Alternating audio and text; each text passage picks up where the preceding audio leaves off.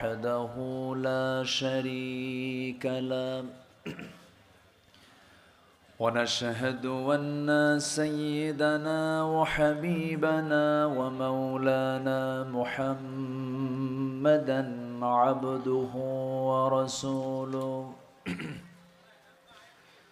الذي أرسله بالحق بشيرا ونذيرا وداعيا إلى الله بإذنه وسراجا منيرا فقد قال الله تعالى في كلامه المجيد وفرقانه الحميد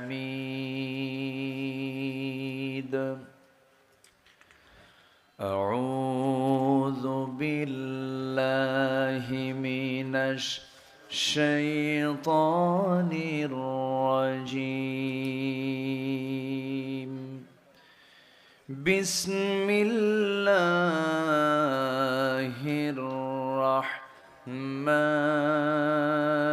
الرحمن الرحيم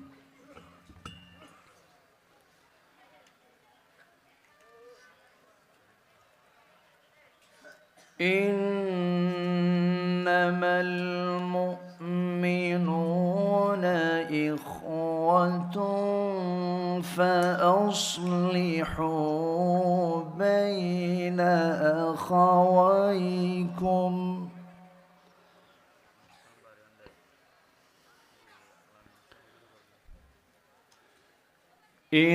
إنما المؤمنون إخوة فأصلحوا بين أخويكم واتقوا الله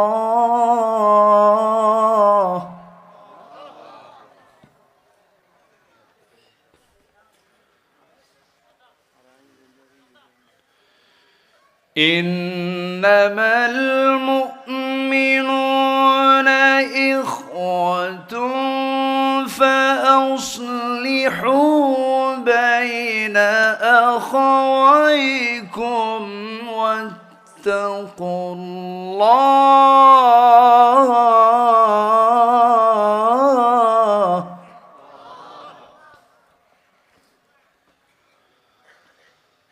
واتقوا الله لعلكم ترحمون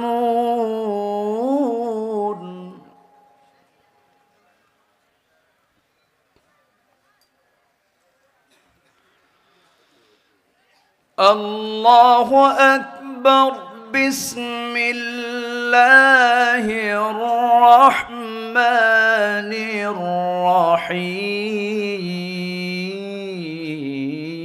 الرحيم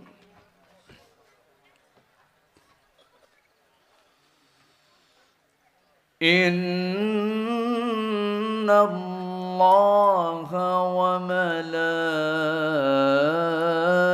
وملائكته يصلون على النبي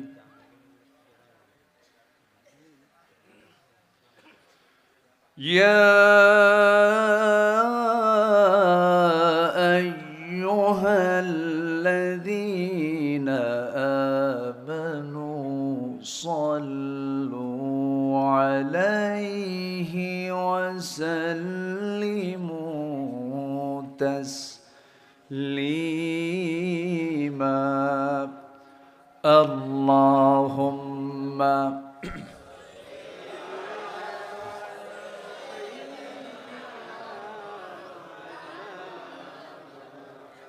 وعلى آل سيدنا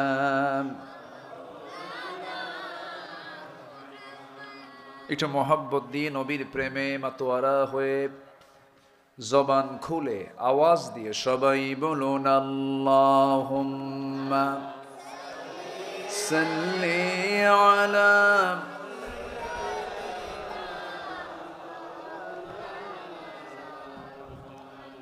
وعلى آل سيدنا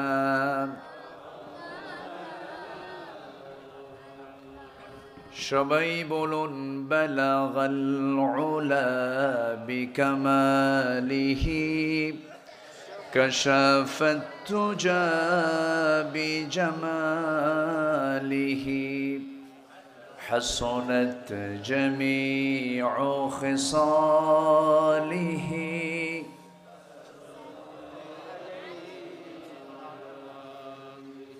सूरत यूसुफ बिदारी हिकमत लुक़मान मा क़ारी क़ुरआन बारी ये है दिले सादमान मा बलगल उला बिकमालिही كشف التجى بجماله حسنت جميع خصاله سلوا আমি কোরআনের সুর মাঝে শুনেছি যে নাম আজানের সুর মাঝেও শুনেছি সে নাম ও নাম শুনেছি আমি আমার হৃদয় হে রাসূল নবীজি তোমায় হে রাসূল নবীজি তোমায় সবাই বলি সাল্লাল্লাহু আলাইহি ওয়াসাল্লাম।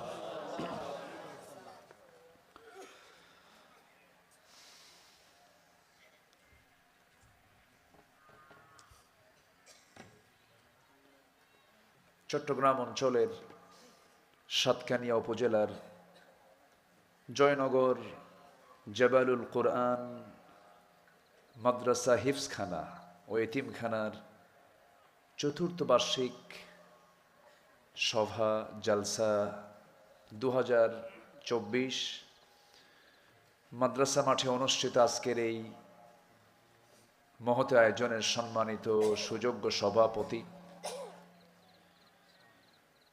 আজকের মাহফিলের বরেণ্য সাহেবে সদর জনাব আলহাজ ইসমাইল সওদাগর, আজকের মহৎ আয়োজনের সম্মানিত প্রধান অতিথি দক্ষিণ এশিয়ার বৃহত্তম ইসলামী সংগঠন বাংলাদেশ জামায়াত ইসলামীর চট্টগ্রাম মহানগরীর সম্মানিত আমির,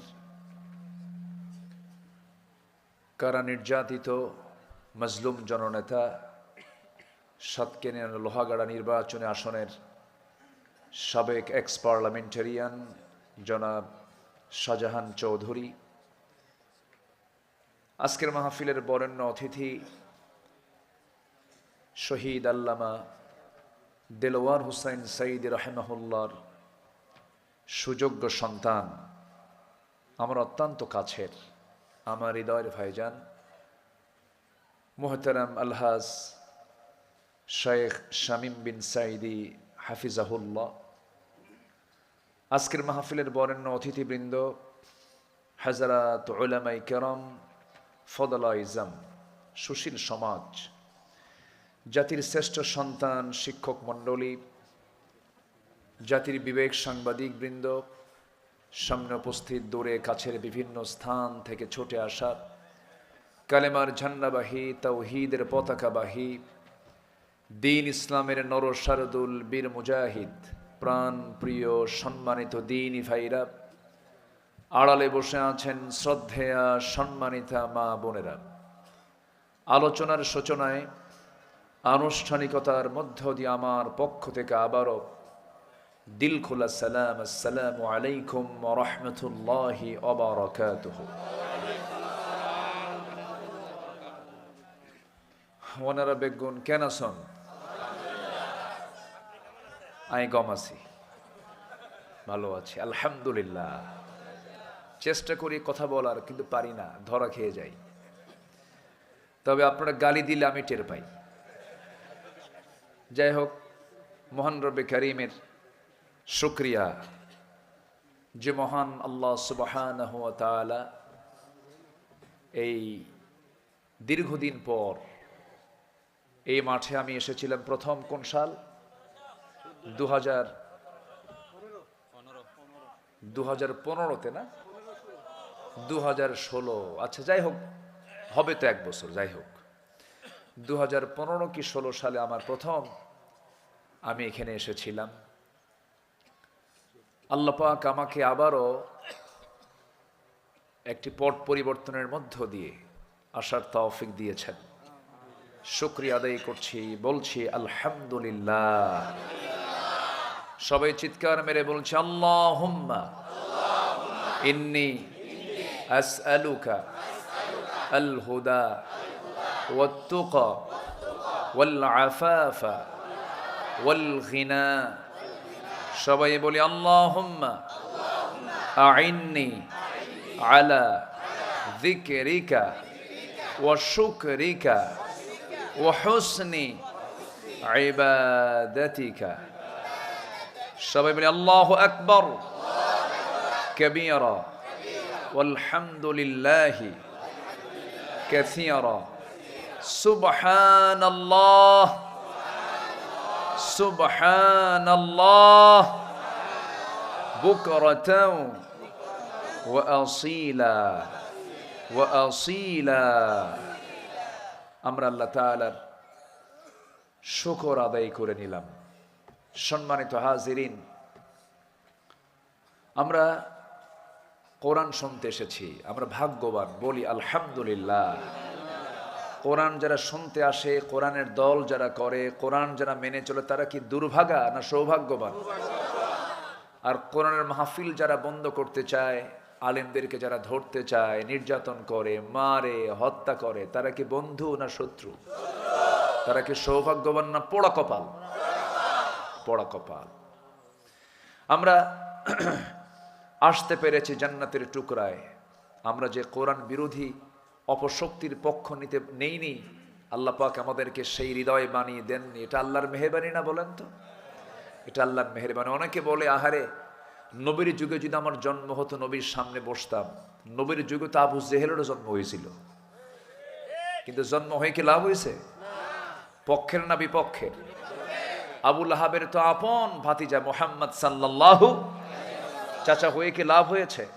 হয়নি। অতএব সেই যুগে জন্মের কোনো আফসোস করার দরকার নেই। আমরা যে তার উম্মত হয়ে তার পক্ষে থাকতে পারছি, নবীর দল করতে পারছি, কোরআনের পক্ষের সৈনিক হতে পেরেছে, এটাই তো মেহেরবানি। বলি আলহামদুলিল্লাহ। সম্মানিত ভাইয়েরা, সম্মানিত বন্ধুগণ, কোরআন শুনলে ইমান কমে না বাড়ে? আর যারা কোরআনকে বন্ধ করতে চায়, ওরা কি ইমান বাড়াতে চায় না, ইমান নষ্ট করতে চায়? কিন্তু ইমান কি পৃথিবীর কেউ নষ্ট করতে পারে? কোরআন শুনলে ইমান বাড়ে।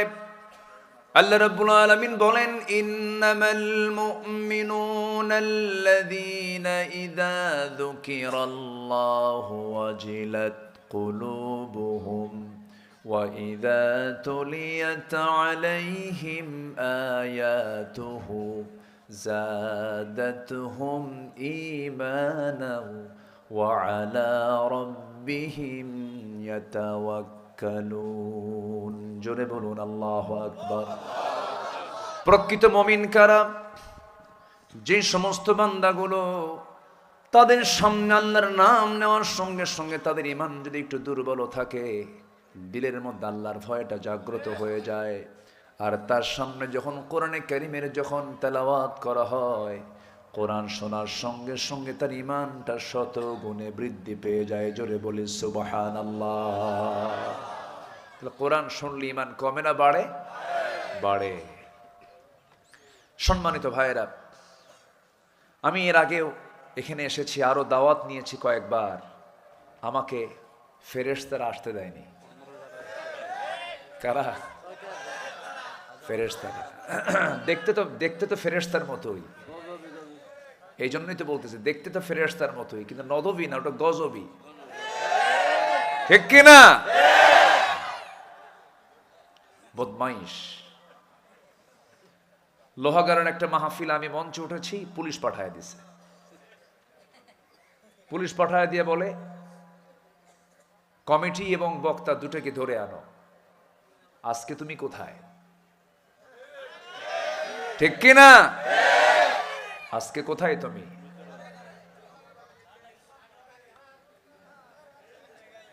সম্মানিত বন্ধুগণ, এই মাহফিল আমাকে দুবার আসতে দেয়নি। কমিটি চোখের পানিতে গাল ভিজে শেষ করেছে, আফসোস করেছে, সব আয়োজন সম্পন্ন। কিভাবে মাহফিল হবে না কেন? নাশকতার আশঙ্কা আছে। কিসের নাশকতা? সম্মানিত ভাইয়েরা, একটা সময় আল্লাহ পাক আমাদেরকে বের করে দিয়েছেন, সম্পূর্ণ কৃতিত্ব একমাত্র এই বিজয়ের পিছনে সম্পূর্ণ কৃতিত্ব কার? বলেন কার? যদি ওই যুব সমাজ, ছাত্র বৈষম্য বিরোধী আন্দোলনের যে নেতৃবৃন্দ, ওরা যদি একটু ভয় পেত, আসতো এই সময়, এই পরিবেশ আসতো? দিলের মধ্যে ভয় দূর করে দিয়েছেন, দিল থেকে সাহস জুগিয়েছেন তিনি আমার কে? যদি ভয় চলে আসতো, ইল্লা তানফিরু ইউআযিবকুম আযাবান আলীমান ওয়া ইস্তাবদিল কওমান গায়রাকুম ওয়া লা তাদুররুহু শাইআ। যদি তারা পলায়ন করত, কি অবস্থা হতো? জালিম শক্তি আবার চেপে বসতো। এই জন্য যে সমস্ত যুবকরা মাঠে ময়দানে কাজ করেছিল, ওই যুবকদের হৃদয় থেকে সম্পূর্ণ ভয় দূর করে দিয়েছেন যিনি, তিনি মনের মালিককে। আল্লাহ তো সেই আল্লাহ, ওয়ায়ালামু খাইনাতাল আ'য়ুনি ওয়া মা তুখফিস সুদূর। তিনি সেই মহান রব যিনি তোমার চক্ষু কি খেয়ানত করে এবং তোমার অন্তরে তুমি কি দানা বেঁধে রেখেছো, পৃথিবীর কেউ না জানলেও জানেন তিনি আমার কে। আল্লাহ জানেন। আমার বন্ধুগণ, আমরা দুনিয়া থেকে সবাই বিদায় হয়ে যাব। সবচেয়ে বড় চ্যালেঞ্জ হলো আমি আল্লাহর পছন্দের গোলাম হতে পারলাম কিনা, আল্লাহর নিকটতম বান্দা হতে পারলাম কিনা। সবচাইতে বড় চ্যালেঞ্জ হচ্ছে এটা। আমার নামাজ হলো, আমার রোজা হলো, আমার হজ হলো, আমার জাকাত হলো, আমার দান হলো, আমার সাদগা হলো, আমার জিহাদ হলো, আমার রক্ত ঝরানো হলো, কিন্তু আল্লাহর পছন্দ হয় নাই। তাহলে কি নিরাপদ না বিপদ? বিপদ। এই জন্য সবাইকে কাছে নেওয়ার আগে সবচেয়ে কাছে নেওয়ার চেষ্টা করতে হবে কাকে? আল্লাহকে।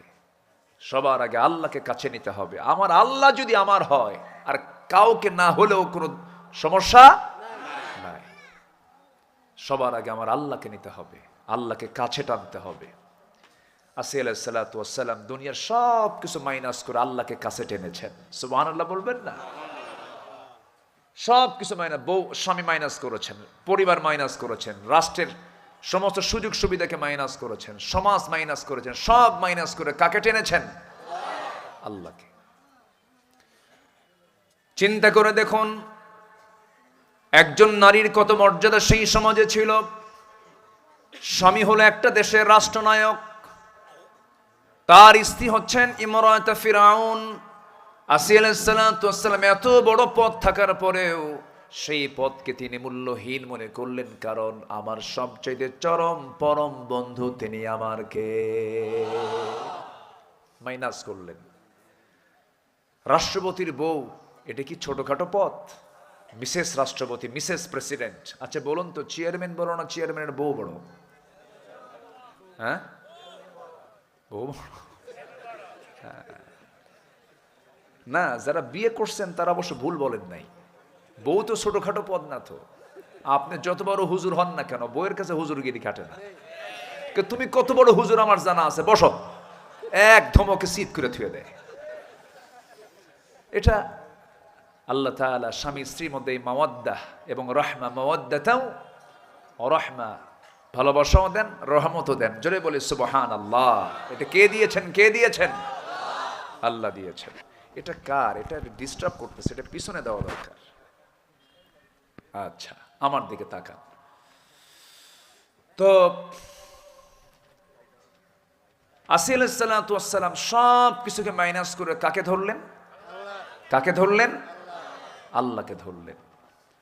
ফার্স্ট ক্লাস নাগরিক তিনি, সেই রাষ্ট্রের রাষ্ট্রপতির বউ তিনি।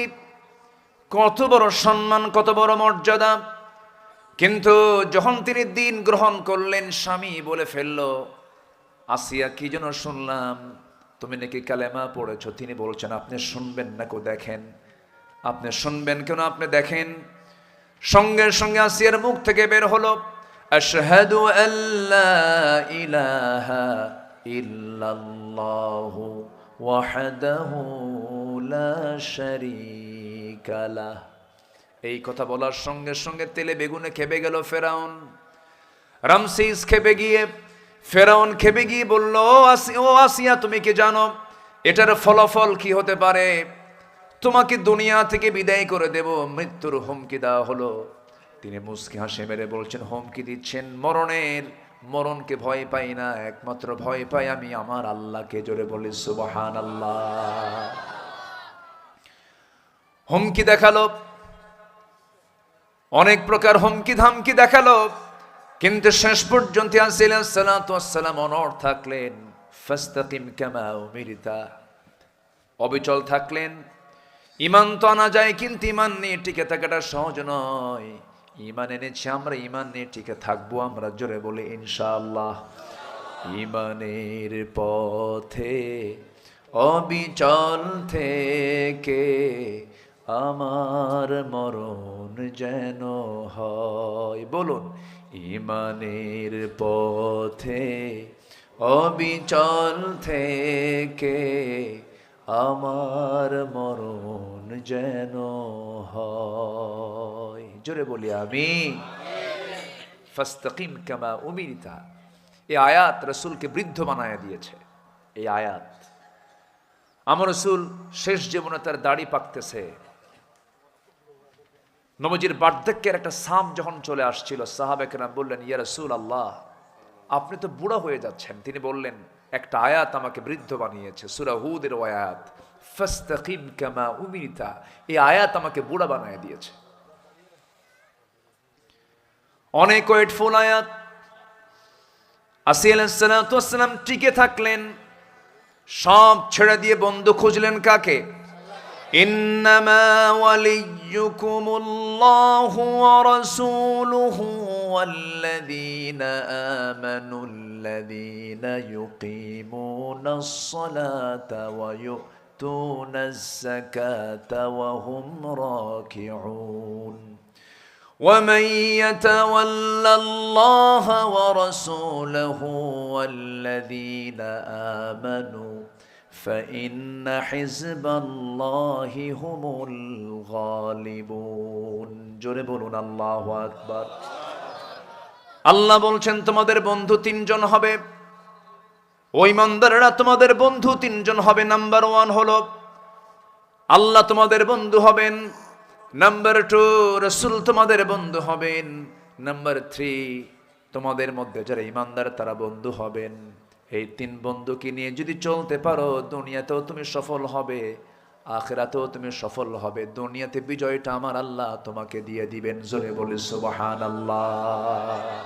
কার কথা? আসতে বলবেন না। কার কথা? আল্লাহর কথা। আমার বন্ধুগণ, আল্লাহকে বন্ধু বানায় নিলেন আসি আলাইহিস সালাতু ওয়াস সালাম।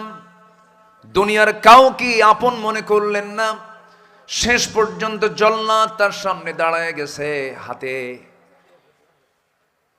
হাতের মধ্যে অস্ত্র নিয়া। জল্লাদ করলো কি, করাত নিয়ে সামনে হাজির হয়ে গেল। করাতের চিত্র তার চোখের সামনে যখন দেখিয়ে দেওয়া হলো, ফেরাউন শেষবারের মতো এসে বলছে, আসিয়া শোনো, সর্বশেষ তোমাকে একটা কথা বলে দিচ্ছি। কি করবে বলো তো? তোমার মৃত্যুর সামনে একদম মুখোমুখি হয়ে গেছে, পরিবার তছনছ হলো, আমার মান সম্মান সব শেষ হয়ে গেল, কি করবে বলো? আসিয়া মুসকে হাসি মেরে বলছেন, আমার স্বামীকে আপনি কি হুমকি দিচ্ছেন জানি না, আমি আমার নাকের ভিতরে জান্নাতের ঘ্রাণ পেতেছি। আমি আমার নাকের মধ্যে জান্নাতের ঘ্রাণ পাওয়া শুরু করেছি। সঙ্গে সঙ্গে জল্লাদকে অর্ডার করে দিল। জল্লাদ কপালে লাগায় দিল, সেই করাত যখন লাগায় দিয়েছে, রক্ত যখন ফিঙ্কি দিয়ে পড়তেছে, সেই সময় তিনি সর্বশেষ একটা দোয়া করেছেন, 4000 বছর আগের দোয়া, মুসা আলাইহিস সালামের সেই সময়ের দোয়া। তিনি দোয়া করে শাহাদত বরণ করলেন। আসিয়া আলাইহিস সালাম আল্লাহকে কাছে পেতে গিয়ে দুনিয়া থেকে রক্ত ঝরিয়ে বিদায় নিয়া গোটা পৃথিবীর মুসলিম উম্মাকে, ইমানদারকে জানান দিচ্ছেন, ও দুনিয়ার মানুষ, দুনিয়ার সমস্ত মোহ, ক্ষমতা, মায়া, মমতা সব কিছু ছেড়ে আল্লাহর পথে এমন ভাবেই টিকে থাকতে হয়। জোরে বলি সুবহানাল্লাহ। আমরা সবার আগে কাকে চাই? আসতে বলবেন না, কাকে চাই আমরা? আল্লাহকে পেতে চাই। আল্লাহ কবুল করুন। জোরে বলি আমিন। আরো জোরে আমিন। আমার আগে যার দেহের মধ্যে আল্লামা সাঈদীর রক্ত প্রবাহমান, আমার শামীম বিন সাঈদী, তিনি কথা বলেছেন। আসলে এই পরিবারটা যে কত বড় মাজলুম ছিল, দীর্ঘ এই 13-14 বছর কি পরিমাণের যে নির্যাতন হয়েছে, এটার ফলাফল শেষে কে দিলেন? আসতে বলবেন না, কে দিলেন? আল্লাহ কি আছেন? আল্লাহ আছেন না নাই? আল্লাহ শোনেন, আল্লাহ জানেন, আল্লাহ দেখেন, আল্লাহ বোঝেন। যখন যেটা প্রয়োজন সেটাই তিনি দিয়ে দিয়েছেন। মুরব্বীরা প্রায় বলতো, না মরা পর্যন্ত উপায় নাই, বলতো না? না মরা পর্যন্ত উপায় নাই। কই, মরা তো লাগলো না, উনি এমনি বিদায় নিয়েছেন। একটা লজ্জার কথা, পালাইয়া যাওয়া। কি ঠিক কিনা বলেন? যদি কারো বউ যদি সংসার ছেড়ে যদি পালায়া যায়, ওই বউটার কি সম্মান থাকে? আচ্ছা, সম্মান থাকে? থাকে না। সম্মানিত ভাইয়েরা, আমরা অনেক দেখেছি, আমরা আর পিছনে যা দেখেছি আর ওই রকম চিত্র আর দেখতে চাই না। আমরা একটা নতুন বাংলাদেশ দেখতে চাই। সবাই রাজি আছেন তো? নতুন বাংলাদেশ গড়ার জন্য যেই যে ম্যানিফেস্টো নিয়ে আসুক, কোনো ম্যানিফেস্টো আমার অ্যাকসেপ্ট করা যাবে না। সকল ম্যানিফেস্টো বাদ দিয়ে আমার আপনার একমাত্র জাতির মুক্তির জন্য, জাতির কল্যাণের জন্য দরকার হলো আল্লাহর পক্ষ থেকে নাজিল হওয়া কোরআন দরকার।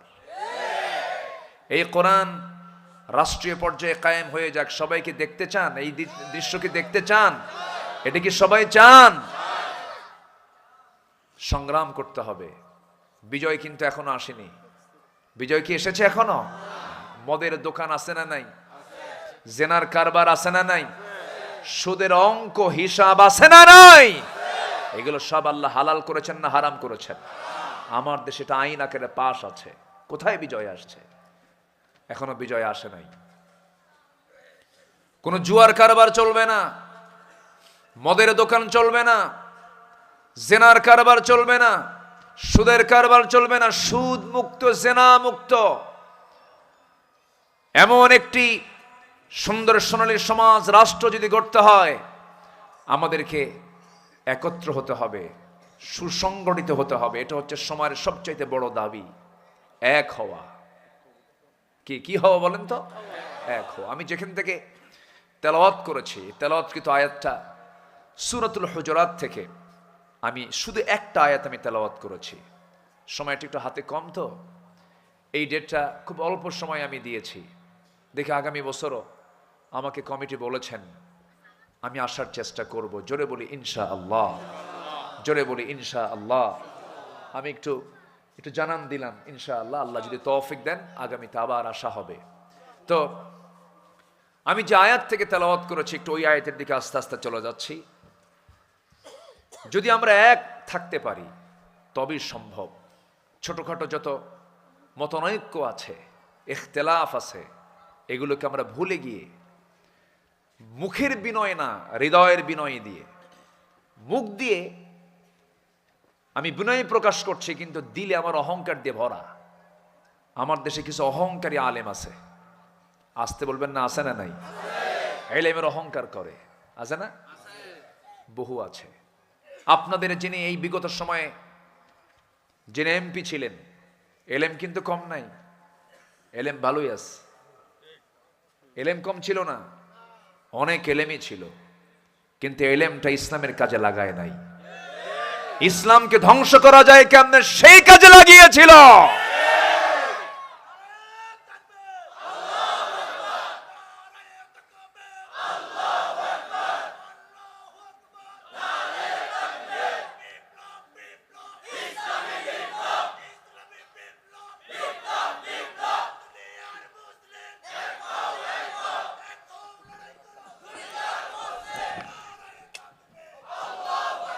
আমরা তো সব দেখলাম এই বিগত 16 বছর। আমার দেশে বহু শাইখুল হাদিস, বহু আলেম ওলামা, বহু কিতাবি আলেম এই 16 বছর ছিলেন। তারা ছিলেন 16 বছর জামাই আদরে, সরকারি খরচে হজ করেছেন, তাদের গায়ে একটা আঁচড়ও লাগে নাই। কিন্তু পট যখন চেঞ্জ হয়ে গেছে, চোরের মায়ের বড় গলা, ঠিক কিনা? আমার যে মঞ্চ থেকে কতবার ধরে নিয়ে গেছে তার হিসাবই নাই। ধরে আবার ছাড়ে,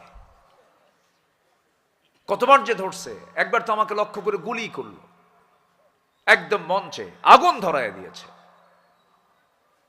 এত বড় পশুত্ব হৃদয় এদের ভিতরে। 2018 সালে আমাকে গ্রেফতার করে থানায় নিয়ে গেল। থানার ওসি আমারে দেখে কান্দে। বললাম, আপনি কান্দেন কেন? আমার ধরছেন, আবার কান্দেন কেন? বলে, হুজুর আমি আপনার খুব ভক্ত, কিন্তু কি করব, উপরের চাপ, চাকরি বাঁচান তো ফরজ। আমি বললাম, ইমান বাঁচান তো নফল।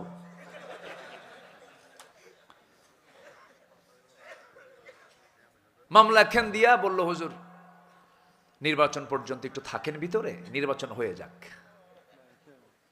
ঢুকলাম জেলখানায়। ভিতরে ঢোকা মাত্রই এক বৃদ্ধ চাচা, 80 থেকে 85 বছর বয়স, আমাকে দেখে লম্বা একটা সালাম দিয়ে বলে, হুজুর আপনি জেলখানায় ঢুকলেন, খুব খুশি হলাম। বললাম যে আমি ঢুকলাম জেলে, আপনি খুশি হলেন কেন? কে বাবা, ওয়াজ শুনতে যাই, বহু দূর থেকে দেখি, মুসাফা হয় না, একটু মুআনাকা হয় না, কথা বলতে পারি না, এত সুন্দর আমার কাছে এসে ধরা দিলেন, থাকেন জেলখানায়, খুব মজা হবে। তাই আমি বললাম, চাচা আপনি বুড়া বয়সে শীতের ভিতরে, সেই সময় ডিসেম্বর মাস চলে, তা আপনি কেন জেলখানায়? তো বলতেছে, বাবাজি আমি নাকি বোমা হামলা করছি, বোমা হামলা। বলেন তো 85 বছরের বৃদ্ধের হাতের কোনো ফিটনেস থাকে? বোমা মারতে গিয়ে কি উনি লক্ষ্যস্থলে মারবে না ওনার গায়ে পড়বে? এরকম করে কল্পিত সাজানো নাটক তারা তৈরি করেছে, ঠিক কিনা? আল্লামা সাইদের এক সাক্ষীকে জড়ো করেছিল ওরা। সাক্ষীর জন্ম হলো 76 আর ঘটনা হলো 71। ঘটনা কি? 71। তাহলে ঘটনা যদি 71 হয়, সাক্ষীর জন্ম কোন সালে? 76। তাহলে ঘটনারও কয় বছর পরে জন্ম? 5 বছর। তাহলে সে দেখলো কেমনে? রুহের জগৎ থেকে দেখেছে। এত বড় বদমাইশ সব দেখেছি আমরা। আমরা আর নতুন কোনো কিছু দেখতে চাই না। যারা নামাজ কায়েম করতে চায়, যারা যাকাত ভিত্তিক সমাজ প্রতিষ্ঠা করতে চায়, যারা সুদ বন্ধ করতে চায়, যারা বেহাপনা বন্ধ করে পর্দার বিধান জারি করতে চায়, সেই একটি কল্যাণ রাষ্ট্র তৈরির জন্য মাঠে ময়দানে জান মাল কুরবানি করে কাজ করতে রাজি আছেন কারা কারা? হাত উঁচু করে দেখান মুসলমান।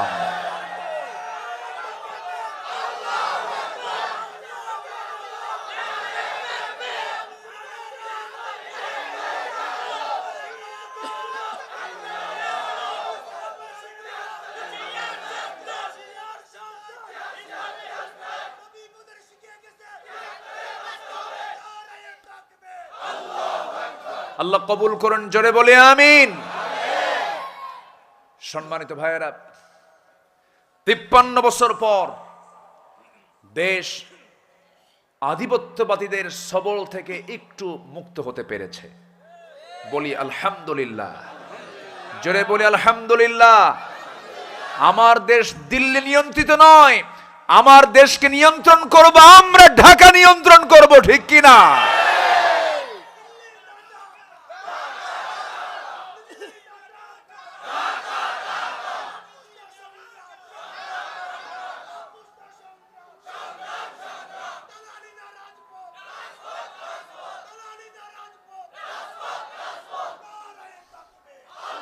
আল্লাহ কবুল করুন, জোরে বলি আমিন। ওদের 7 সিস্টার্স থাকবে না ইনশাআল্লাহ, বলেন। কাশ্মীরের ওই রক্তাক্ত জনপদের মজলুম নর নারীর ফরিয়াদ আল্লাহ কবুল করবেন ইনশাআল্লাহ। কাশ্মীরকে তারা জ্বলন্ত অগ্নিকুণ্ড বানিয়ে রেখেছে। সিরিয়া জুলুম মুক্ত হয়েছে, সময়ের পরিক্রমায় ফিলিস্তিন ও ইহুদি মুক্ত হবে ইনশাআল্লাহ। সামনের দিন ইসলামের দিন, আল্লাহ কবুল করুন, জোরে বলি আমিন, আরো জোরে আমিন। শর্ত হলো ঈমানটা একটু পাকা করতে হবে। ঈমান কি করতে হবে? পাকা করতে হবে। ঈমানটা যদি পাকা হয়, বিজয় দিবেন কে? কালকে এক মেজরের সঙ্গে দেখা আমার, উনি মেজর, ওনার মুখের দাড়ি বড় বড়। তো বললাম, হঠাৎ করে দেখা, বললাম আপনার দাড়ি এত বড়, আপনি মেজর, এটা তো প্রবলেম, এটা কেমনে হলো আপনার? কে বললো যে 5ই অগাস্টের পর থেকে দাড়ি লম্বা করছি। কি কথা কি বুঝতেছেন? 5ই অগাস্টের পর থেকে দাড়ি লম্বা করে ফেলেছে, আমাকে রাখতে দেয়নি। সম্মানিত ভাইয়েরা, দাড়ি কাটা বাধ্যতামূলক করেছিল পুলিশের চাকরি যারা করতেন, অনেক কিছুই তারা করেছিল। শিক্ষা ব্যবস্থাকে তারা ধ্বংসের একদম শেষ প্রান্তে এসেছিল, শিক্ষা ব্যবস্থা ধ্বংস করতে চেয়েছিল। যাক, আমরা একটা সুন্দর পরিবেশ ফিরে পেয়েছি। ওই রকম আর জালিম কোন অপশক্তি যেন আমাদের মাথার উপরে জগদ্দল পাথর হয়ে না বসতে পারে, এর জন্য আমাদের রাজপথ পাহারা দেওয়ার দরকার আছে না নাই? পাহারা দেব ঈমান নিয়ে, জোরে বলি ইনশাআল্লাহ। বিজয় দিবেন কে? বিজয় কার হাতে? কার হাতে বিজয়? আল্লাহ বিজয় দেন না? আল্লাহ বিজয় দেন না? ওয়ালাকাদ নাসারাকুমুল্লাহু বিবদরিন ওয়া আনতুম আযিল্লাহ। তোমরা অসহায় ছিলে বদর প্রান্তরে, কোথায় 1000, কোথায় 313, কোথায় অশ্বারোহী, কোথায় পদাতিক। আমি তোমাদেরকে ফেরেশতা নাজিল করে সরাসরি সাহায্য করে বিজয়ের পতাকা তোমাদের হাতে তুলে দিয়েছি আমি আল্লাহ নিজে। সে আল্লাহ আছেন না নাই? আছেন। বিজয় দেবেন কে? কিন্তু আমাদের দরকার হলো ঈমান। আমাদের দরকার কি? ঈমান। ঐক্যের প্ল্যাটফর্ম তৈরি করতে হবে। আল্লাহ রাব্বুল আলামিন বলেন, ইন্নামাল মুমিনুনা ইখওয়াতুন ফাআসলিহু বাইনা আখাওয়াইকুম ওয়াত্তাকুল্লাহ। আল্লাহ রাব্বুল আলামিন সুন্দর করে বলছেন, মুমিনরা হলো পরস্পর তারা ভাই ভাই। এবং আল্লাহ তাআলা এই কথা বলছেন, ফাসলিহু বাইনা আখাওয়াইকুম, যদি কোনো প্রবলেম হয়ে থাকে তোমরা নিজেদের মধ্যে এটা ইসলাহ করে নাও, ঠিক করে নাও। লা ইয়াহিল্লু লিমুসলিমিন, কোন মুসলমানের জন্য কখনোই হালাল হতে পারে না ফাওকা সালাস, 3 দিন অতিক্রম হয়ে গেছে কিন্তু মুমিনের সঙ্গে কথা বলে না। এর মধ্যে সেই বান্দাটাই সবচাইতে উত্তম মুমিন, যে 3 দিন ক্রস হওয়ার আগে যে সবার আগে সালাম দিয়ে সেই ভাইটাকে বন্ধু মনে করে বুকে টেনে নেয়। সম্পর্কের অবনতি করা যাবে না, ভ্রাতৃত্বের বন্ধনে আবদ্ধ হতে হবে। সাহাবে কেরাম আমাদেরকে শিখিয়েছেন কি ভ্রাতৃত্ব তাদের মাঝে ছিল। তাদের ভ্রাতৃত্ব এত গভীর ছিল যে স্বপ্ন পর্যন্ত তাদের এক হয়ে যেত। যেরকম সুবহানাল্লাহ। আমার নবীজির ইন্তেকাল হয়ে গেছে। ইন্তেকালের বেশ কিছু পরে, বছর 3 পর, খলিফার মসনদে বসেছেন, খেলাফতের মসনদে বসেছেন দ্বিতীয় খলিফা ওমর ফারুক রাদিয়াল্লাহু তাআলা আনহু। সেই সময় তিনি আমিরুল মুমিনিন। দ্বিতীয় খলিফা কে বলেন? দ্বিতীয় খলিফা কে? 1 নম্বর খলিফা সাইয়েদনা আবু বকর সিদ্দিক রাদিয়াল্লাহু তাআলা আনহু। দ্বিতীয় খলিফা ওমর রাদিয়াল্লাহু আনহু। তৃতীয় খলিফা ওসমান জিন্নুরাইন রাদিয়াল্লাহু আনহু। 4 নম্বর খলিফা বলেন? সাইয়েদনা আলী ইবনে আবি তালিব রাদিয়াল্লাহু তাআলা আনহু। মোট কয়জন? 4 জন খলিফা। এর মধ্যে 2 নাম্বার ওমর। বহুদিন আগে এক মাহফিলে বললাম, ওমরে ফারুককে চিনেন কারা কারা? সামনে থেকে এক ছেলে দাঁড়ায় বলে, হুজুর আমি চিনি। কে? আমাদের বাড়ির দোতলায় ভাড়া থাকে। তো বললাম তুমি একদম 100-তে 100 পাইছো, কারণ ওর যে এলেম, ওর এলেমে সে উত্তর ঠিকই দিছে। এই অমর সে অমর নন। সেই অমরে ফারুকের খেলাফত আমল চলছিল।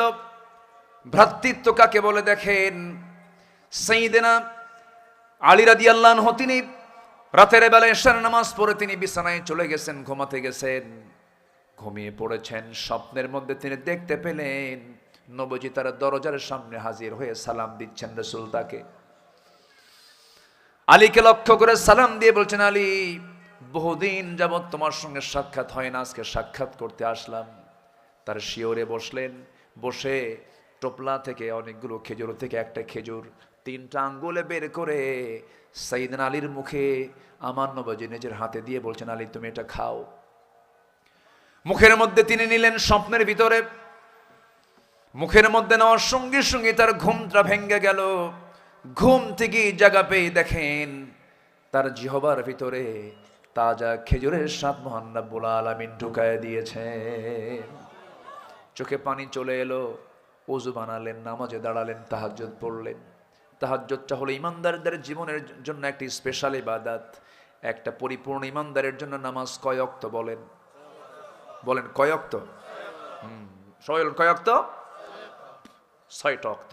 এর মধ্যে ওমিনাল লাইলি ফাতাহাজ্জাদ বিহি নাফিলাতান লাকা আসা আন ইয়াবআসাকা রাব্বুকা মাকামান মাহমুদা।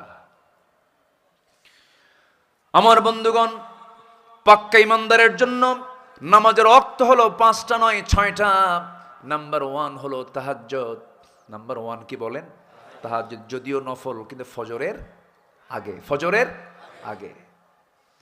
এরপরে হলো ফজর, এরপরে হলো জোহর, এরপরে হলো আসর, এরপরে হলো মাগরিব, এরপরে হলো এশা।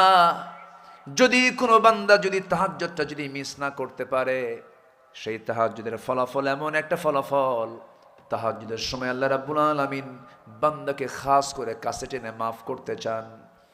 আলা মিন মুস্তাগফিরিন ফাগফির লাহ।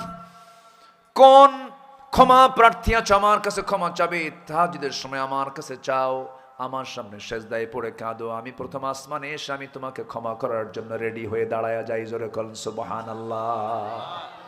আমাকে মাফ করতে চান, তিনি আমার কে? আসতে বলবেন না, তিনি আমার কে? আল্লাহ তাআলা। আমার বন্ধুগণ, এই জন্য আমরা 5 ওয়াক্ত নামাজ তো পড়বই। সবার কাছে আমি উদাত্ত আহ্বান জানাবো, আমার আল্লাহ এখন রাতটা ছোট করেছেন না বড় করেছেন? শুধু বড় না, অনেক বড়। যদি কেউ এশার নামাজ পড়ে মোবাইল ফোন টেপাটিপি না করে, অন্য কোনো সময় জায়গা পরিবেশ আড্ডা টাড্ডা না দিয়ে যদি এশার নামাজ পড়ে যদি সে ঘুমিয়ে পড়ে, তার ঘুম ফুরে যাবে, ঘুম আর থাকবে না 3টার মধ্যেই। আল্লাহু আকবার বলেন। এশার নামাজ পড়ে রাসূল কোনো কথা বলতেন না, কোনো কথা পছন্দ করতেন না, খাবারও খেতেন না, এশার আগেই খাওয়া দাওয়া করতেন। আমার নবীজি এশার আগেই খাওয়া দাওয়া কমপ্লিট করতেন। এশার কারণ রাতের ঘুমের অন্তত 3 ঘন্টা আগে খেলে পরে ওই বান্দার সহজে কোনো রোগ হবে না। আমার নবীজি এশার নামাজের আগে খেয়ে নিতেন। এশার নামাজ পড়ে কথা বলাকে তিনি খুব একটা পছন্দ করতেন না, ঘুমিয়ে পড়তেন। কেন? ওয়ামিনাল কুমিল লাইলা ইল্লা কালিলান নিসফাহু আবিন কুস মিনহু কালিলা। জোরে বলুন আল্লাহু আকবার। হে রাসূল, আপনি রাতের একটা অংশে দাঁড়িয়ে যান। কুমিল লাইলা ইল্লা কালিলা, রাতের একটা অংশ আপনি দাঁড়িয়ে যাবেন, আপনি আমার কাছে চাবেন। আমার নবীজি সেজদার মধ্যে ডুকরে ডুকরে কাঁদতেন, এত কান্নাকাটি করেছেন যাই নামাজ ভিজে যেত। একটা হাদিস এসেছে, আমার নবীজি যখন কাঁদতেন সেজদার ভিতরে তার কান্নার আওয়াজটা হতো কেমন? কোন চুলার উপরে যদি গরম পানি যদি জাল দেওয়া হয়, নিচে চুলায় আগুন জ্বলতেছে, পানি টকবক করলে, পানি সিদ্ধ হলে যেমন টকবক টকবক করে যে আওয়াজটা হয়, আমার নবীজি যখন সেজদায় পড়ে কাঁদতেন তখন ওই রকম টকবক আওয়াজ আমার নবীর মুখ থেকে বের হতো। আমার নবীজি এত কাঁদতেন, অস্থির হয়ে যেতেন। লাইয়ানজু আহাদুম মিনকুম, তোমাদের মধ্যে কেউ নাজাত পাবে না। সাহাবী বললেন, ইয়া রাসূলুল্লাহ আনতা, আপনিও নাকি? হ্যাঁ আমিও। আনা ইল্লা ইয়াতাগাম্মাদানি আল্লাহ, কিন্তু আল্লাহ রাব্বুল আলামিন আমাকে রহমতের চাদর দিয়ে বেষ্টন করবেন, আল্লাহ পাক আমাকে মাফ করে দিবেন। আমার বন্ধুগণ, যার আগের পরের সব গুনাহগুলো মাফ হলো, সেই নবীজির কান্নার পরিমাণটা দেখেন। এত কেঁদেছেন, এত চোখের পানি ফেলেছেন, একমাত্র কার ভয়? আসতে বলবেন না, কার ভয়? আল্লাহর ভয়। আমার বন্ধুগণ, কথায় কথা বেড়ে যায়, মূল পর্বে চলে আসি। সাইয়েদনা আলী ঘুম থেকে জাগা পেলেন, তাজা খেজুরের স্বাদ ফুটে উঠলো তার জিহ্বার মধ্যে। নামাজে দাঁড়ালেন, চোখের পানি ফেলে ফেলে কেঁদে আল্লাহর শুকরিয়া আদায় করলেন। হারে, কতদিন পর নবীর চেহারা দেখতে পেলাম। যে স্বপ্নে রাসূলকে দেখতে পায়, সে কি মিথ্যা দেখে না সত্য দেখে? এই স্বপ্ন কখনো শয়তান ধারণ করতে পারে না। সাইয়েদনা আলী ফজরের জন্য প্রস্তুতি নিয়ে নিলেন। ফজরের নামাজ পড়তে যাবেন। ফজরের নামাজের ইমামতি করছেন বেতনভুক্ত কোনো ইমাম নয়, দেশের কোনো কর্মচারী নয়, দেশের কোনো কর্মকর্তা নয়। নামাজ পড়াচ্ছেন শাসক যিনি, তিনি হলেন মসজিদের ইমাম। জোরে বলি সুবহানাল্লাহ। এমন চিত্র কি আমার দেশে দেখতে চান? সবাইকে দেখতে চান? যেদিন বাংলার জমিনে দেখতে পাবো, বঙ্গভবন থেকে বের হয়ে বাইতুল মুকাররমের নেতৃত্ব দিচ্ছে বঙ্গভবনের বাসিন্দা, যেদিন দেখতে পাবো রাষ্ট্রপতি বাইতুল মুকাররমের খতিবের দায়িত্ব পালন করছেন, সেদিন দেখতে পাবো বাংলাদেশের আকাশে আল্লাহর রহমতের বারিধারা বর্ষণ শুরু হয়েছে। এমন চিত্র কি দেখতে চান আপনারা? আল্লাহ তুমি আমার দেশে একটা অমর দিয়ে দাও। জোরে বলি আমিন, আরো জোরে আমিন। এ পর্যন্ত যত পাইছি আমরা, অধিকাংশই বিড়ি খাওয়া লোক পাইছি। কি লোক পাইছি? বিড়ি খাওয়া, খালি বিড়ি খাইতো। ওই নেতৃবৃন্দের চেহারার দিকে তাকাবেন, ঠোঁট দেখলেই তো মনে হয় বিড়িখোর, পাক্কা বিড়িখোর। কি আসতে কন কেন? ঠিক কি না? বিড়ি খাওয়া কি কন? কেউ তো কিছু কয় না। এই আমার এলাকায় অবশ্য বিড়ি খাওয়ার মাসালা দেওয়া খুব কঠিন। প্রচুর বিড়ি টানে অনেকে। হাইরে বিড়ি টান মারে, শীতের মধ্যে কমে না বাড়ে? ইটের ভাটা ফেল, এত খাওয়া খায়, এক টানে ধোয়া 3 তলায় পাঠায়। আছে না নাই? আচ্ছা, আবার মাহফিলে এসে প্রশ্ন করে, হুজুর বিড়ি খাওয়া কি জায়েজ আছে? উনি জায়েজের চেষ্টায় থাকেন না।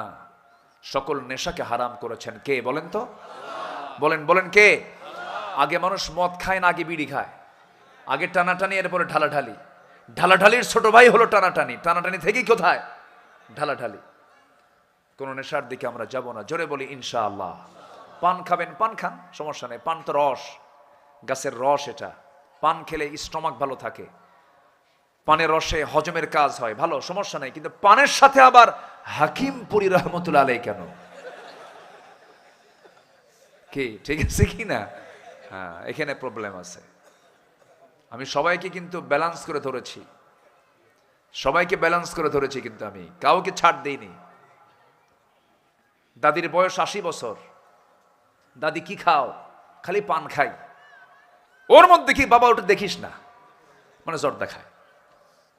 কেন? কোন নবীর ইতিহাসে কিরকম পেয়েছেন? কোন আম্বে কেরাম তারা পান খেয়ে তাদের দাঁত এরকম লাল বানাইছে, এরকম পাইছেন কোথাও? আমার নবীজির জীবনের শেষ সময় পর্যন্ত আম্মা জান আয়েশা বলেন, নবীজির শেষ আমল ছিল মেসওয়াক করা। আমার নবীজির দাঁতগুলো যখন তিনি হাসি মারতেন, মুক্তোর দানার মতো ঝিলিক মারত। জোরে বলি সুবহানাল্লাহ। মুখটা পরিচ্ছন্ন রেখেছেন আমার নবী মুহাম্মদ সাল্লাল্লাহু আলাইহি ওয়াসাল্লাম। তো সাইয়েদনা ওমর ফারুক নামাজে দাঁড়ায় গেছেন, নামাজ শুরু হয়ে গেছে। সাইয়েদনা আলী কি প্রথম কাতারে জায়গা পেলেন না, দ্বিতীয় কাতারে জায়গা পেলেন না, তৃতীয় কাতারে গিয়ে ঠিক মাঝখান বরাবর তিনি জায়গা পেলেন, নামাজে দাঁড়ায় গেলেন। একজন ওই রাষ্ট্রের মজলিসে শুরার সদস্য, প্রথম কাতারে জায়গা নাই, দ্বিতীয় কাতারে জায়গা নাই, তৃতীয় কাতারে তিনি দাঁড়ায় গেছেন। ওই সময় কোন মুসল্লাকে জায়নামাজ ফেলে রাখতো না, যে আগে যেত সে সবার সামনে দাঁড়াতো। কারণ মসজিদে যে সবার আগে যাবে তার সওয়াব কম না বেশি? যে সবার আগে যাবে সেই প্রথম কাতারে বসবে, কিন্তু কোনো ব্যক্তি দেখা যাবে না। যে সবার আগে আসবে সে সবার সামনে বসবে, ঠিক কিনা? কিন্তু আমার দেশে জায়নামাজ দিয়ে মসজিদও দখল, মসজিদের জায়গাও দখল করে। বিশেষ নেতা আসবেন 10টার থেকে জায়নামাজ রেডি প্রথম কাতারে, আছে না নাই বলেন তো? কে আসবেন? সভাপতি 7 দিন নামাজ পড়ে নাই। কয়দিন নামাজ পড়ে নাই? 7 দিন নামাজ পড়ে নাই। শুক্রবার উনি আসিবেন কেন? উনি সভাপতির পদ ঠিক রাখার জন্য আসবেন। 7 দিন মদ খায়া শুক্রবারে খদ্দরের পাঞ্জাবি পড়ছে আর মশা লুঙ্গি পড়ছে। লুঙ্গির আওয়াজ, পাঞ্জাবির আওয়াজ, খালি খস খস খস খস, আজান এরকম, আজান এরকম। চলে আসলো মসজিদের প্রথম কাতারে, বসলো সবার আগে, এসে সবার সামনে বসলো। এখনো যাদের মসজিদগুলোতে সভাপতি এবং সেক্রেটারি যারা সুদখোর ঘুষখোর আছে, কান ধরে ঘাড় ধাক্কা দিয়ে মসজিদ থেকে বের করে দেন নেতৃত্ব থেকে। 1 সেকেন্ড থাকার কোন অধিকার নাই। ইন্নামা ইয়ামুরু মাসাজিদাল্লাহ মান আমানা বিল্লাহ। মসজিদের দায়িত্ব পালন করবে যাদের মধ্যে আখিরাত আছে, যাদের মধ্যে নামাজ আছে, যাদের চেহারায় রাসূলের গন্ধ পাওয়া যায়, তারা নেতৃত্ব দিবে। কোন মোসারু নেতা মসজিদের দায়িত্ব পালন করতে পারবে না। এখন তো নেতাদের দুটো গুণ লাগে, একটা মোস মোটা, একটা পেট মোটা। কি? একটা মোস থাকা লাগে 2.5 ইঞ্চি হাইব্রিড জাতের মোস। কি জাতের? হাইব্রিড, একদম 2.5 ইঞ্চি মোটা, সই 2.5 ইঞ্চি, আর পেট একখান 10 মাসের মতো হলেই চলবে। এত বড় পেট আর মোস একখান। ওই সমস্ত নেতৃত্বের মুখে আমরা থুতু মারি যাদের মধ্যে নামাজ নাই, যাদের মধ্যে দিন নাই, যারা মদের বোতল নিয়ে থাকে, রাত্রেবেলা যারা নারীবাজি করে, ওই সমস্ত নেতৃত্বের মুখে তোমরা জুতা মারো, থুতু মারো। আমার বন্ধুগণ, সাইয়েদনা আলী প্রথম কাতারে জায়গা পেলেন না। চিন্তা করুন, আলীর মতো মানুষ প্রথম কাতারে জায়গা নাই, তৃতীয় কাতারে দাঁড়ায় গেছেন। দ্বিতীয় খলিফা নামাজ পড়ালেন। নামাজ শেষ করার পর মাসনুন দোয়াগুলো, আল-আযকারু বা'দুস সালাত, ফজরের পরে কিছু, কি বলে, ফরজ নামাজের পরে কিছু সুন্নাহ দোয়া আছে। রাসূল বেশ কয়েক মিনিট তিনি বসে বসে এই দোয়াগুলো পড়েছেন। আল্লাহুম্মা আনতাস সালাম ওয়া মিনকাস সালাম তাবারাকতা ইয়া যাল জালালি ওয়াল ইকরাম। আমার নবীজি পড়েছেন আল্লাহুম্মা আইন্নি আলা যিকরিকা ওয়া শুকরিকা ওয়া হুসনি ইবাদাতিক। রাসূল পড়েছেন আল্লাহুম্মা লা মানিআ লিমা আতাইতা ওয়া লা মু'তিয়া লিমা মানা'তা ওয়া লা ইয়ানফা'ু যাল জাদ্দি ওয়া মিনকাল জাদ। লা ইলাহা ইল্লাল্লাহু মুখলিসিনা লাহুদ-দীন ওয়ালাউ কারিহাল কাফিরুন। এরকম করে আমার নবীজি ফরজ নামাজের পর আল্লাহর নামগুলো বলতেন। সূরা ফালাক পড়তেন, সূরা নাস পড়তেন, সূরা ইখলাস পড়তেন। এরপর আমার নবীজি সুবহানাল্লাহ, আলহামদুলিল্লাহ, আল্লাহু আকবার 100 বার করে বলতেন। কিন্তু সাইয়েদনা ওমর ফারুক রাদিয়াল্লাহু আনহু সালাম ফিরেই দেরি করলেন না, চট করে দাঁড়ায় গেলেন। হাদি এসেছে, এক টোপলা খেজুর হাদি এসেছে। সাইয়েদনা ওমর ফারুক হাদিয়াটা হাতের মধ্যে নিলেন, মুস্কি একটা হাসি মারলেন। প্রথম কাতারে থাকা মুসল্লিদের কাউকে দায়িত্ব না দিয়ে ওমর ফারুক নিজেই 2টা-3টা করে খেজুর দিয়ে যাচ্ছেন। দ্বিতীয় কাতার কাভার করলেন। তৃতীয় কাতারে সবাইকে 2-3টা করে খেজুর দিয়ে যখন আলীর সামনে চলে আসলেন, তার আগের জনকেও 2-3টা খেজুর হাতের মধ্যে দিলেন। কিন্তু আলীর সামনে যখন দাঁড়ালেন, ওমর ফারুক কেঁদে কেঁদে বলছেন, আলী মুখটা ফাঁকা করো। মুখটা ফাঁকা করলেন।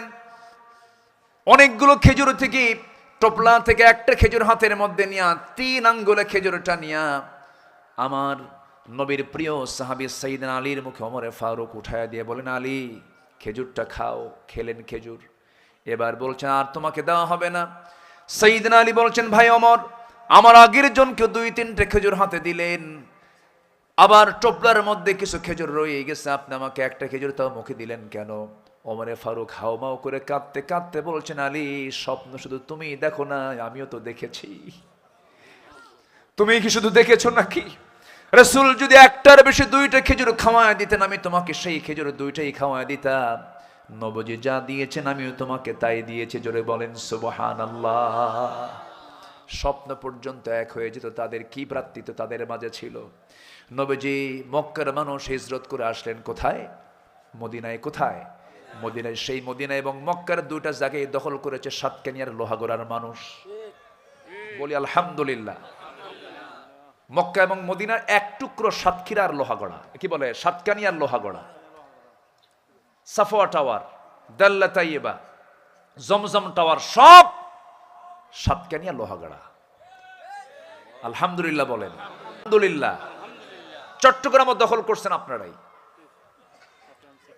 চট্টগ্রাম সিটি আপনারা সারা অচল। আলহামদুলিল্লাহ বলেন।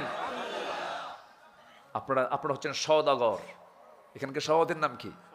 হ্যাঁ, ব্যবসায়ী সব। কিসের চাকরি? চাকরিতে যত বরকত আছে ব্যবসায় তার চেয়ে বরকত কম না বেশি? কম না বেশি? সাতকানিয়া লোহাগড়ার মানুষ চাকরিতে বিশ্বাসী না ব্যবসায় বিশ্বাসী? একদম খালি শূন্য নিয়ে বসে, একদম শূন্য নিয়ে বসে জিরো থেকে হিরো হয়ে যায়। বলি আলহামদুলিল্লাহ। এরকম বহু নজির আছে না নাই? আচ্ছা, ব্যবসায় বরকত কে দিয়েছেন? আল্লাহ। আমার নবীজি মক্কা থেকে মদিনায় চলে আসলেন, হিজরত করলেন। নবীর সাথে কিছু কিছু সাহাবী ছিলেন, তার বিশাল সম্পদের মালিক একজন ছিলেন আব্দুর রহমান ইবনে আউফ রাদিয়াল্লাহু তাআলা আনহু, তিনিও হিজরত করলেন।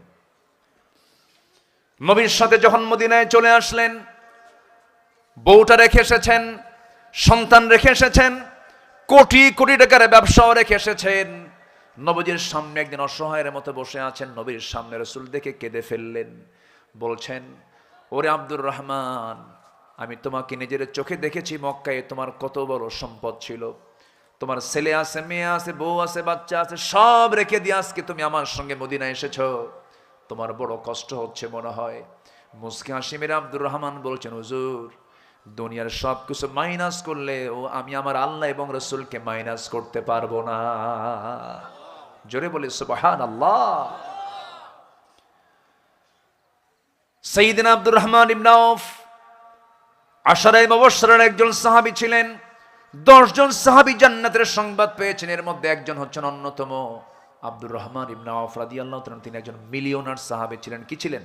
মিলিয়নার সাহাবী, কোটি কোটি টাকার মালিক তিনি ছিলেন। এক্সপোর্ট ইম্পোর্টের বিজনেস করতেন মক্কায়। সেই সব ব্যবসাগুলো রেখে দিয়া মদিনায় যখন চলে আসলেন, রাসূল বলছেন, আব্দুর রহমান, তোমার বড় কষ্ট হচ্ছে, তোমার জন্য কিছু ব্যবস্থা করে দেই। হুজুর, কিচ্ছু লাগবে না। এক ধনী আনসার সাহাবীকে ডাক দিয়ে বলছেন, আনসার সাহাবী, এইদিকে আসো। আমার আব্দুর রহমান কোটি কোটি টাকার মালিক সে ছিল, আজকে সে জিরো হয়ে আছে, দেখো তোর জন্য কিছু করা যায় নাকি। আনসার সাহাবী করলেন কি, ঘোড়ার পিঠে আব্দুর রহমান ইবনে আউফ রাদিয়াল্লাহু আনহু ঘোড়ার পিঠে তুলে নিয়া মদিনার সবচেয়ে বড় বড় 2টা খেজুর বাগান দেখা দিয়ে বলতেছে, ভাই আব্দুর রহমান, রাসূল আমাকে পাঠিয়ে দিয়েছেন তো আপনাকে আমার সাথে। এই 2টা বড় বড় খেজুর বাগান দেখা দিলাম, যে বাগানটা পছন্দ হবে সে বাগানটা এই মুহূর্তে আমি আপনার নামে দলিল করে দেব। আব্দুর রহমান বলছেন, ভাই আর কি করবা বলো। এবার বলছেন, ভাইরা আর কি করব। এই মদিনার কোন মেয়ের বাবা তার মেয়েকে আপনার সঙ্গে বিয়ে দেবে না, কারণ ঘর নাই, বাড়ি নাই, টাকা নাই, পয়সা নাই, কেমন করে মেয়ের বাবা আপনার সঙ্গে বিয়ে দেবে। আপনার তো যৌবন আছে, আল্লাহ আমাকে 2টা স্ত্রী দান করেছেন, যে কোনো একটা স্ত্রীকে আমি তালাক দেব, আপনি আমার দ্বিতীয় বউটাকে আপনি আপনার বউ বানায় নিবেন। আল্লাহু আকবার বলবেন না? এই কথা শোনা মাত্রই আব্দুর রহমান ইবনে আউফ কেঁদে ফেলে দিলেন। কেঁদে ফেলে মুহাজির আব্দুর রহমান ইবনে আউফকে বুকের মধ্যে জড়িয়ে ধরে বলছেন, আনসার সাহাবীকে জড়িয়ে ধরে পরস্পরকে বলছেন।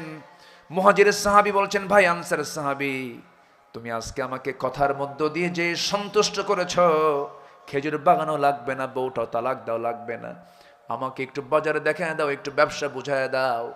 ছোট্ট একটা ব্যবসা ধরে দেওয়া হলো, ব্যবসা শুরু করলেন। এমন বরকত হলো যে আল্লাহ পাক সেই বরকত কোনোদিন শেষ করতে দিলেন না। কয়েক রতি সোনা কামাই করলেন, বিয়ের প্রয়োজন মনে করলেন, মেয়ে দেখতে গেলেন, মেয়ে পছন্দ হলো, বিয়ে শাদী করে ফেললেন। নবীজিকে জানাতে পারেন নাই। 3-4 দিন পরে নবীর দরবারে হাজির হয়েছেন। তার সুন্দর পোশাক এবং গায়ের সুগন্ধি দেখে রাসূল মুস্কি মুস্কি হাসি মেরে বলছে, আব্দুর রহমান, ঘটনা তো অন্যরকম দেখি, কেন বিয়ে করছো নাকি তুমি? হুজুর, বিয়ে করছি। গায়ে কিন্তু কি সুন্দর সুগন্ধি দেখা যাচ্ছে, কিন্তু আমাকে তো বললেন না হুজুর, মনে ছিল না। কি ছিল না? অনেক প্রিয় বন্ধুরা কিন্তু বিয়ে করে, অনেক সময় বন্ধু দাওয়াত পায় না, হয় না? এরকম হয় না? হয় না? হয়ে যায়। রাসূল জানেন নাই যে আব্দুর রহমান বিয়ে করে নিয়েছেন। রাসূল বললেন, আব্দুর রহমান বিয়ে করেছে, আমি খুশি হয়েছি, যৌবন আছে, বিয়ের দরকার আছে, কিন্তু মোহরনার টাকা তুমি কি করেছো বলো। তিনি বলছেন, ইয়া রাসূলুল্লাহ, আপনি যাকে দায়িত্ব দিয়েছেন সেই আনসারের সাহাবী আমাকে একটু ব্যবসা দেখিয়ে দিয়েছে, ব্যবসায় কয়েক রতি সোনা কামাই করেছি, আনিও নয় কয়েক রতি সোনা কামাই করেছি, ওটাকে মোহরনার টাকা আদায় করে আমি নতুন বউ ঘরে তুলে আনছি। আমার রাসূল এতটাই খুশি হলেন, আমার নবীজি দুহাত উঁচু করে দোয়া করে বলছেন, আল্লাহ আমার আব্দুর রহমানের পরিবারে এবং তার ব্যবসায় বরকত দিয়ে দাও। এমন দোয়া রাসূল করে দিলেন, আব্দুর রহমান ইবনে আওফ দুনিয়া থেকে বিদায় হওয়ার আগে তিনি 13টা সন্তান দুনিয়াতে রেখে যান। কয়টা? কার দোয়া? কার দোয়া? নবীর দোয়া। 13 সন্তান এবং এত সম্পদ রেখে যান যে এই 13টা সন্তান যখন সম্পদ বন্টন করতে নিয়েছেন, এত পরিমাণ সোনা রিজার্ভ হয়েছিল যে কোড়াল দিয়ে কেটে কেটে সোনাগুলোকে ভাগ করতে হয়েছিল। তাবুক অভিযানের দিন সবচাইতে বেশি সম্পদ দান করেছেন আব্দুর রহমান ইবনে আওফ। 3 বস্তা সোনা তিনি নিজে তাবুকের অভিযানে দান করেছিলেন। জোরে বলে সুবহানাল্লাহ। সাহাবীরা পরস্পরকে কি মোহাব্বত করেছেন, কি ভ্রাতৃত্ব তাদের মাঝে ছিল, এই জন্য তাদের বিজয় এসেছে। এখন সময়ের সবচাইতে বড় দাবি হলো ইন্নামাল মুমিনুনা ইখওয়া, মুমিনরা পরস্পর ভ্রাতৃত্বের বন্ধনে আবদ্ধ হবে। ফাসলিহু বাইনা আখাইকুম, ছোটখাটো কোনো বিষয়কে পাত্তা না দিয়ে, এগুলো কি ইস্যু না টেনে এনে ভ্রাতৃত্বের বন্ধনে সীসাডালা প্রাচীর হয়ে আগামীর দেশ, কোরআনের দেশ নির্মাণের জন্য সর্বাত্মক প্রস্তুতি নিতে হবে মুসলমান। এই তৌফিক সবাইকে আল্লাহ পাক দান করুন। জোরে বলি আল্লাহুম্মা আমিন, আরো জোরে আল্লাহুম্মা আমিন। এরপর আল্লাহ বলছেন, ওয়াত্তাকুল্লাহ, তুমি ভয় করো কাকে? আসতে বলবেন না, কাকে? যারা দিলে আল্লাহর ভয় আছে, পৃথিবীর কোনো ভয় তাকে পরাজিত করতে পারবে না। আমরা ভয় করব কাকে? এক জায়গায় না সব জায়গায়? আল্লাহকে ভয় করব এক জায়গায় না সব জায়গায়? মসজিদেও আল্লাহ, বাইরেও, আলোতে আল্লাহ, আধারেও আল্লাহ, একাও আল্লাহ, কি জমাতেও আল্লাহ, ইনফরাদি ইজতিমাই, সব জায়গায় কে? আসতে বলবেন না, কে? আল্লাহ থেকে ফাঁকি, আল্লাহ থেকে ফাঁকি দেবে, আল্লাহকে ফাঁকি দিতে পারে এমন কোন সুযোগ কি পৃথিবীর কোন মানুষের আছে? এই জন্য আমরা আল্লাহকে সবচেয়ে বড় রাজসাক্ষী বানাবো। সবাই তো নামাজের ওয়াদা করেছে, আমার শামীম ভাই বলে গেছেন। আলহামদুলিল্লাহ, আমরা সবাই নামাজ পড়বো। জোরে বলি ইনশাআল্লাহ। এশার আজান হয়েছে আরো প্রায় 45 মিনিট আগে আজান শুনেছি আমরা।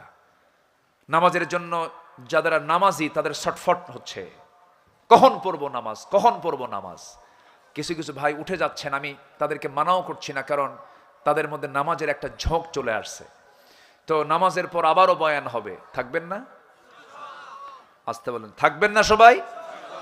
জি, আচ্ছা আচ্ছা। সম্মানিত ভাইয়েরা, সম্মানিত বন্ধুগণ, এখানে নামাজ হবে তো? এখানেই নামাজ হবে, এখানে পড়বার নামাজ ইনশাআল্লাহ। জোরে বলি ইনশাআল্লাহ। সম্মানিত ভাইয়েরা, সম্মানিত বন্ধুগণ, এখন হচ্ছে আমরা বসুন। উঠতেছে কেন? বসুন। ও চাপ, আচ্ছা ঠিক আছে।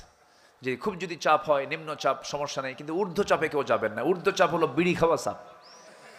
এই চাপও কিন্তু কম না। মাহফিল যেখানে মেলাও, এখানে মেলা টেলা আছে নাকি? ছোটখাটো আছে, টুকটাক কিছু বিড়ি টিড়ি খায় ওখানে, না? ও আচ্ছা। কিছু কিছু জায়গায় আমি লক্ষ্য করেছি মাহফিলের চাইতে মেলাই বড়, এরকম আছে না নাই বলেন তো? আছে। বসুন, আমি তো উঠতে বলিনি, একটু বসুন, আমরা একসঙ্গে দোয়া করবো তো। কেউ যাবেন না? একটু একটু বসুন, একটু বসুন। আমি তো নামাজের কথা মনে করে দিয়ে তো বিপদে পড়ে গেলাম দেখতেছি। একটু বসেন না, আর একটু সময় আমরা বলি ওয়াত্তাকুল্লাহ। আমরা ভয় করব কাকে বলেন তো? এক জায়গায় না সব জায়গায়?